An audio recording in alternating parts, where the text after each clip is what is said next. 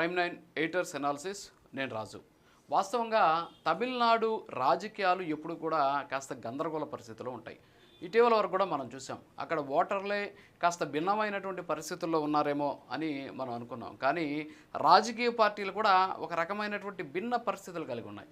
ఎందుకు అంటే ఈరోజు టీవీకే పార్టీ అక్కడ అత్యధిక సీట్లు సాధించినటువంటి సింగిల్ లార్జెస్ట్ పార్టీగా ఎన్నికైనటువంటి పరిస్థితి. మరి ఆ పార్టీ ఇప్పుడు ప్రభుత్వాన్ని ఏర్పాటు చేసేందుకు అవకాశం కల్పించాలని చెప్పేసి గవర్నర్ దగ్గరికి వెళ్ళింది. అయితే గవర్నర్ ఏమన్నారంటే, మీకు మ్యాజిక్ ఫిగర్ లేదు కాబట్టి మ్యాజిక్ ఫిగర్ వస్తే తప్ప నేను ముఖ్యమంత్రిగా లేదా ప్రభుత్వాన్ని ఏర్పాటు చేసేందుకు అవకాశం కల్పించడం కష్టం అనేటటువంటి అంశాన్ని ఆయన తేల్చి చెప్పాడు. దీంతో ఏమైపోయిందంటే ఇప్పుడు తమిళనాడులో ఒక రకమైనటువంటి రాజకీయ సందిగ్ధత ఏర్పడింది. ఎందుకంటే ఒక పక్క అన్నా డిఎంకే, మరో పక్క డిఎంకే, ఈ రెండు కూడా కలుస్తాయి. ఈ రెండు కలిస్తే ఎంత వస్తాయి? 106 స్థానాలు వస్తాయి. కావాల్సింది 118 స్థానాలు. మరి ఈ రెండు పార్టీలు కలిసేదానికి అవకాశం ఉందా? అలాంటి సిచ్యువేషన్ లేదు. ఎందుకంటే రెండు పార్టీలు కూడా బద్ధ శత్రువులు. ఎందుకంటే ఈరోజు తమిళనాడు రాజకీయాలని దాదాపుగా 1964లో డిఎంకే పార్టీ స్థాపించిన నాటి నుంచి ఈ రోజు వరకు మనం కానీ చూస్తే ఈ రెండు పార్టీలు కూడా బద్ధ శత్రువులుగానే ఫైట్ చేస్తూ ఉన్నటువంటి పరిస్థితి. ఇది నేను చెప్పడం కాదు, ఇంతకుముందే అన్నా డిఎంకే పార్టీకి సంబంధించినటువంటి ముఖ్య నేతలు అధికారికంగా ఈ అంశాన్ని కూడా చెప్పారు. ఎట్టి పరిస్థితుల్లో డిఎంకే తోటి డిఎంకే తోటి కలిసేది లేదని చెప్పేసి అన్నా డిఎంకే నేతలు తేల్చి చెప్పినటువంటి పరిస్థితి. సో ఇక్కడ అన్నా డిఎంకే కలిసేటటువంటి అవకాశాలు లేవు. ఈ రెండు కూటములు కలవకపోతే ఇక ఉన్న ఏకైక ఆప్షన్ ఎవరు అంటే విజయ్. సో ఈరోజు విజయ్కి మనం చూస్తున్నాం. విజయ్కి ఎన్ని స్థానాలు వచ్చాయి? 108 స్థానాలు వచ్చాయి. సో ఇంకొక 10 స్థానాలు అవసరం ఉంది. ఈ 10 స్థానాల్లో 5 స్థానాలు రెడీగా కాంగ్రెస్ పార్టీ ఇవ్వడానికి రెడీగా ఉన్నటువంటి పరిస్థితి. సో మిగతా 1-2 పార్టీలు కలిసి వచ్చేందుకు వాళ్ళు సముఖత చూపించట్లేదు అని చెప్పేసి కనిపిస్తూ ఉన్నటువంటి పరిస్థితి. సో దీని మీద ప్రస్తుతానికి మల్లగుల్లాలు పడుతూ ఉన్నారు. అవసరమైతే డిఎంకే, అన్నా డిఎంకేకి సంబంధించి ఎవరైతే టీవీకే విజయ్ భావజాలానికి దగ్గరగా ఉన్నటువంటి ఎమ్మెల్యేలు ఉన్నారో వాళ్ళని ఆకర్షించేటటువంటి ప్రయత్నం చేయడం, లేదా ఇక్కడ ఇంకొకటి ఏంటి అంటే ఆ చిన్న పార్టీలని ఎలాగోలా కన్విన్స్ చేసి వాళ్ళని సంకీర్ణ ప్రభుత్వంలోకి తీసుకునేటటువంటి ప్రయత్నం చేయడం. ఈ రెండు ఈరోజు టీవీకే విజయ్ ముందున్నటువంటి పరిస్థితి. ఎన్నికలకు ముందు విజయ్ కింగ్ మేకర్ అవుతాడు అనుకున్నారు అందరూ, కానీ ఆయన కింగ్ అయ్యాడు. ఇప్పుడు ఆయన కింగ్ మేకర్ చేయడానికి మరికొన్ని పార్టీలు అవసరమైనటువంటి పరిస్థితి. సో ఈ విధమైనటువంటి రాజకీయ అనిశ్చితి ఈరోజు తమిళనాడులో ఏర్పడినటువంటి సిచ్యువేషన్. అయితే దీనికి ఉన్నటువంటి మార్గాలు 3 మార్గాలు ఉన్నాయి. ఒకటి వచ్చేసి అతిపెద్ద పార్టీని ప్రభుత్వం ఏర్పాటుకు గవర్నర్ పిలవడం, సో గవర్నర్ అనుమతితోటి ప్రభుత్వాన్ని ఏర్పాటు చేయడం, తర్వాత జరిగేటటువంటి ఫ్లోర్ టెస్ట్లో విశ్వాసాన్ని వ్యక్తంపజేయడం. అంటే అవిశ్వాసం ఏర్పాటు చేస్తే ఒకవేళ ఫ్లోర్ టెస్ట్లో నెగ్గాల్సినటువంటి పరిస్థితి ఉంది. సో అలాంటి సిచ్యువేషన్ కావాలి అంటే ఖచ్చితంగా ఇక్కడ 118కి దాటి అక్కడ సభ్యులు ఉండాల్సినటువంటి అవసరం. దానికి టీవీకే విజయ్ ఏం చేయబోతున్నారు అనేటటువంటి దాని మీద సర్వత్రా ఉత్కంఠ కంటిన్యూ అవుతుంది. ప్రస్తుతానికి టీవీకే విజయ్ ఇప్పటికే సంప్రదింపులు స్టార్ట్ చేసినట్టు తెలుస్తోంది.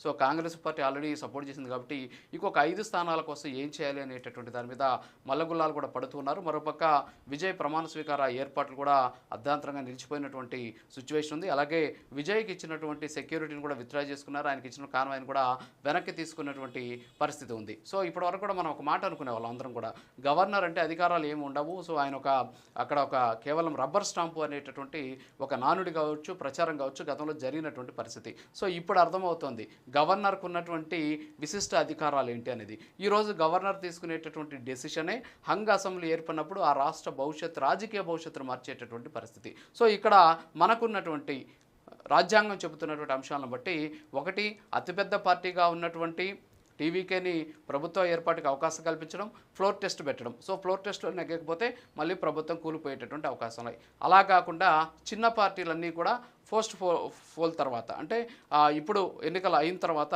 సంకీర్ణ ప్రభుత్వాన్ని ఏర్పాటు చేసే దిశగా వాళ్ళంతా కూడా కలిసి వస్తే వాళ్ళకి అవకాశం కల్పించడం, లేదా రాష్ట్రపతి పాలన విధించడం.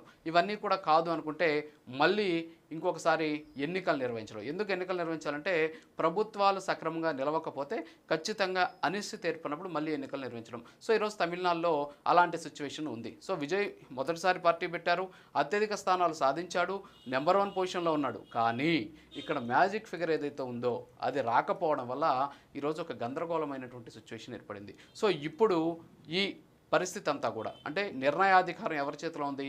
గవర్నర్ చేతిలో ఉంది. సో గవర్నర్ ఏ డెసిషన్ తీసుకుంటే ఆ డెసిషన్ మేరకు తమిళనాడులో రాజకీయాలు ఉండబోతున్నాయి. ఒకవేళ ఈ లోపల విజయ్ కానీ అక్కడ ఉన్నటువంటి మిగతా పార్టీల మద్దతు తీసుకొని, అంటే ఇంకొక 5 మంది ఎమ్మెల్యేల దూరంలో ఈరోజు విజయ్ ఆగినటువంటి పరిస్థితి. సో ఆ 5 మంది ఎమ్మెల్యేలను తీసుకునేటటువంటి ప్రయత్నం చేయడం.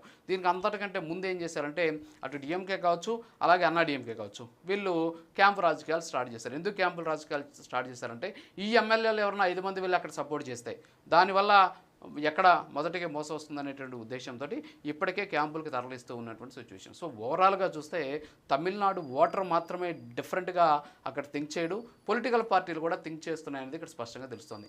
ఎన్నికలు అయిపోయాయి, ప్రభుత్వం ఏర్పడింది, ఇప్పటికే ఫలితాలు వచ్చేసాయి, ఒకరికి మంచి మెజారిటీ వచ్చినటువంటి పరిస్థితి. కానీ ప్రభుత్వాన్ని ఏర్పాటు చేసేందుకు అవసరమైనటువంటి సహాయక సహకారాలు అందట్లేదు. ఇంకో పక్క కాంగ్రెస్ పార్టీ డిఎంకే తోటి ఎన్నికలకు ముందు పొత్తు పెట్టుకునేది కాబట్టి ఆ 5 మంది ఎమ్మెల్యేలు టీవీకేకి సపోర్ట్ చేస్తున్నారు కాబట్టి దానివల్ల ఇప్పుడు డిఎంకే కాంగ్రెస్ మీద గుర్రుగా ఉంది. ఈ నేపథ్యంలోనే ఇద్దరు కలిసి పొత్తుతో గతంలో తీసుకున్నటువంటి స్థానిక సంస్థలకు సంబంధించినటువంటి పదవులు ఏవైతే ఉంటాయో వాటిలో నుంచి కాంగ్రెస్ పార్టీని బయటికి పంపించేటటువంటి ప్రయత్నం అక్కడ డిఎంకే ఆల్రెడీ స్టార్ట్ చేసేసింది. అన్నా డిఎంకే మేము డిఎంకే తోటి పొత్తు పెట్టుకొని తేల్చెప్పాయి. అలాగే డిఎంకే ఏముంటుంది, టీవీకే విజయ్కి సంబంధించినటువంటి పార్టీలో ప్రభుత్వ ఏర్పాటులో మా జోక్యం ఏది ఉండదు, 6 నెలల పాటు మేము వేచి చూసేటటువంటి దూరంతో ఉంటామని చెప్తున్న పరిస్థితి. సో ఓవరాల్గా చూస్తే అటు ప్రజలే కాదు పార్టీలు కూడా ఒక రకమైనటువంటి భిన్న వాతావరణ పరిస్థితులు, భిన్న రాజకీయ పరిస్థితులు అక్కడ ఉన్నాయని చెప్పడానికి ప్రస్తుతం తమిళనాడులో నెలకొన్నటువంటి ఈ రాజకీయ అనిశ్చితే ఒక ప్రత్యక్ష ఉదాహరణ అని చెప్పేసి తెలియజేసుకుంటూ